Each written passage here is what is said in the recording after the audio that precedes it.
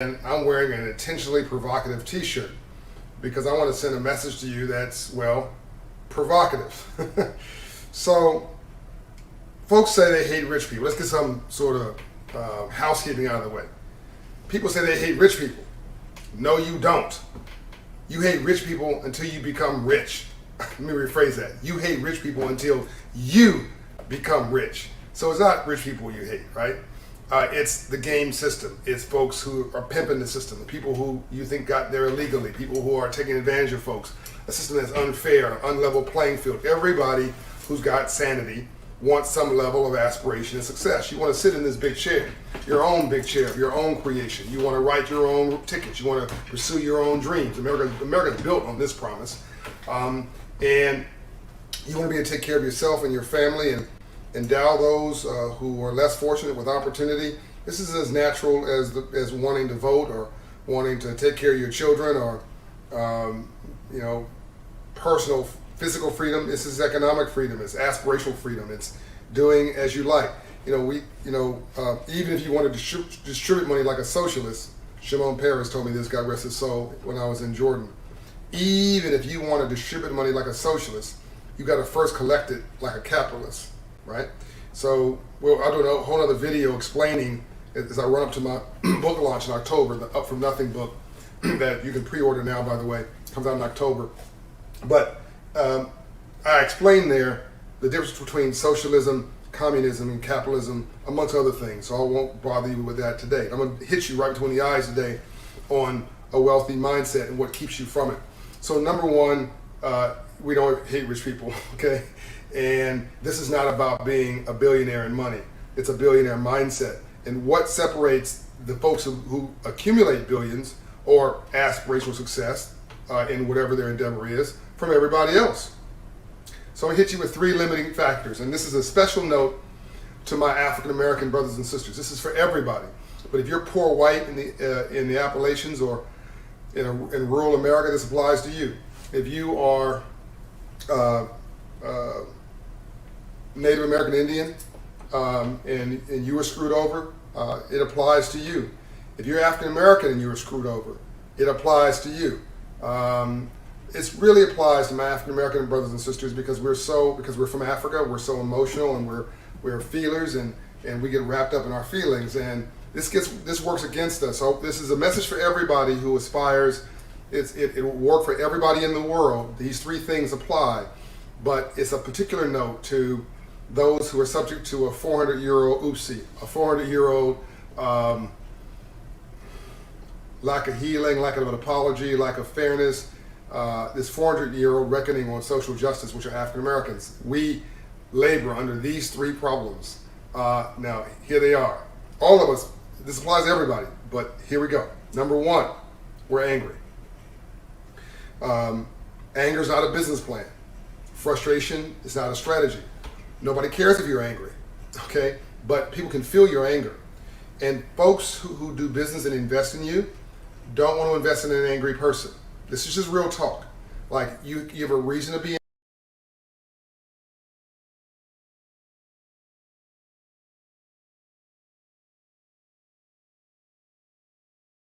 productive. And anger, to quote Dr. King, and hate, which is the anger's first cousin, destroys the container it sits within.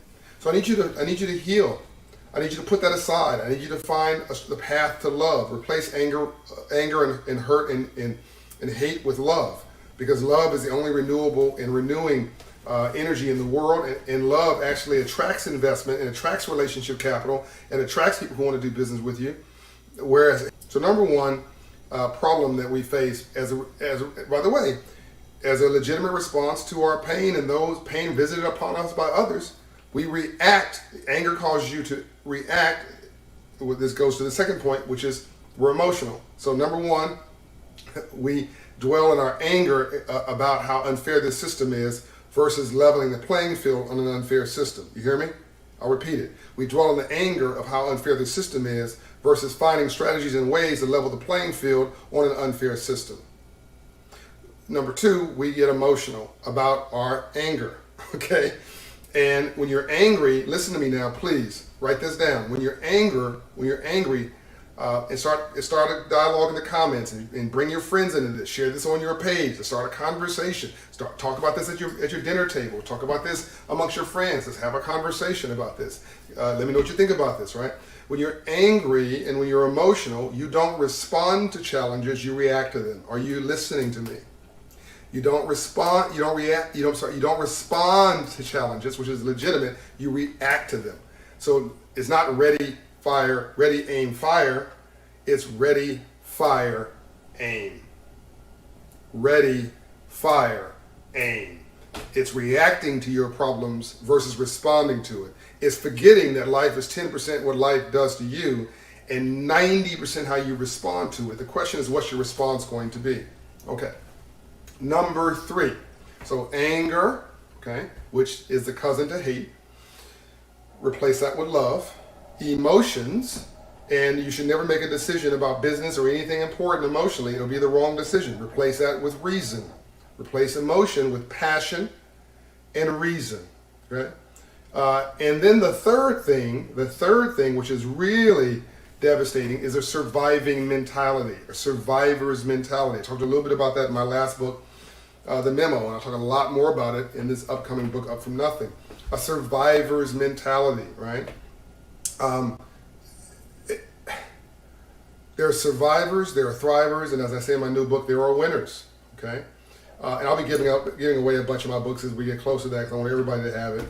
And I'll be giving away a lot of content, so just know that coming up. I want everybody who, if you can afford it, buy it. If you can't afford it, we'll find a way to get the essence of the book to you at no cost to you, all right? So a survivor's mentality is just that. And when you have been dealing with unfairness and injustice and police brutality and racism and discrimination and bias, or maybe you're poor white and you've been dealing with a country that's forgotten about you for 70 years after the Industrial Revolution, or maybe you're middle class white or middle class black or whatever, and you think that the upper class, the 1% is forgotten about you. It doesn't really matter where you are in this society, right? If you don't feel seen, if you feel unseen, all right, then you're going to get angry, okay? You may start hating, right? This hurts you, doesn't hurt anybody else. Then you're gonna get emotional, right? And then you're gonna start making bad decisions, right? And then you probably have too much month at the end of your money because you have not been focused on your grind. You've not been focusing on achieving a level playing field because you're so focused on battling. We become experts at what we're against and what we're for, when the world actually rewards you based on you knowing what you're for. That's called a skill. So you cannot have an entire race of people an expert at what they are against. You got to be an expert at civil rights and civil rights. Civil rights in the streets about social justice and civil liberties and race and the color line, and then civil rights in the suites about class and poverty. It's about hope and operationalizing that hope in your life. And so a surviving mentality doesn't spend. A surviving mentality is too much month at the end of your money. It's ready, fire, aim. It's angry for a living. It's just enough to get by. It's seeing the glass as half empty versus half full. It's a 500 credit score. It's living from paycheck to paycheck. It's check cashers, payday loan lenders, rent-to-own stores, title lenders, and liquor stores in your neighborhood, and not say anything about it. It's arguing with your mate every day. It's letting your kids raise themselves, calling our kids, saying I'm a baby daddy versus I'm a father. I'm a baby mama versus I'm a mother. Like, it's shortcutting. It's low aim. And Benjamin Mays, which was Dr. King's mentor in the civil rights movement, in life, said the greatest sin was not failure, it's low aim. And by the way, we're better than this. Black folks, we're better than this. Americans, we're better than this. Whoever you are, we're better than this. We are all of us. We are God's children. And wherever you're watching this in the world, know that God has a special calling for you. Know that He means greatness for you. I want you to have a billionaire boys club or girls club state of mind. I want you to basically know that you can do anything you want to do in this world. Don't limit yourself by anything, any day, any moment, for any reason.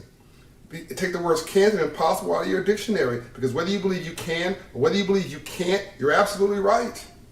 You hear me? I'm going to say it again. Whether you believe you can or whether you believe you can't, you're absolutely right. And then everything follows that. Energy follows attitude. And if you're poor here, you're going to be poor here, and you're going to be poor here. If I give a homeless guy $1 million, he'll be broke in 6 months because nothing changed here, nothing changed here, nothing's going to change here. You've got to change your state of mind. You've got to believe that you can. So go to Operation Hope. We're in 25 states now, and we just went into Rhode Island, helping our Governor Gina Raimondo there with her Rhode Island Back to Work initiative. I'm very proud of that association. We're in 25 states, 156 locations for Operation Hope Inside. I want you to, I'm so vain. I'm sitting here looking like, hey, I've got a flat stomach. What's this bulge here? Just a little light moment. And yes, that is the T-shirt. It's not my stomach. I hope you guys are laughing. Take life seriously. Don't take yourself too seriously. I want you to take yourself to Operation Hope and take your life seriously. I want you to not criticize yourself, not get down on yourself, not spend your time hating on somebody else, because hurt people hurt people. I want you to love your enemy, not because they deserve it, but because you deserve it. Because that's how you roll. You roll because you're full of love. Because hate doesn't work. I can't guarantee you that being positive will make you a success, but I can absolutely guarantee you that being negative will make you a failure. Hello, drop the mic. Go to Operation Hope, 888-388-HOPE. Or go to this 888-388-HOPE. People tell me to slow down all the time, John. Or go to operationhope.org or download our Hope in Hand app and go and use it on your phone. Or go to access one of our locations across the country. Our services are sponsored, so they're free to you. And I'm going to get more sponsors and more partners so we can give you more empowerment, raise your credit score, make you a homeowner, make you a small business owner, make you an entrepreneur. Those two things are different, by the way. Entrepreneur and small business owner. I'll get into that at another time. Or just become the CEO of you, right? Go work for somebody else, but have your own ownership state of mind. Just start with being positive. Just start with being full of love and operating from that place in that space, because your body is 70% plus water. And if you're negative and angry and hot and steaming all the time, you're cooking your organs and you're prematurely aging. Okay? I love you. I'm out. And this is gonna be real in your life, not because you're fat, because you're gonna have inflammation. This is not gonna be like a bulge in a t-shirt. It's gonna be real. You're gonna start inflaming, because inflammation it comes from toxicity. And when you're filling yourself with all these negative energies, you're filling yourself with toxicity.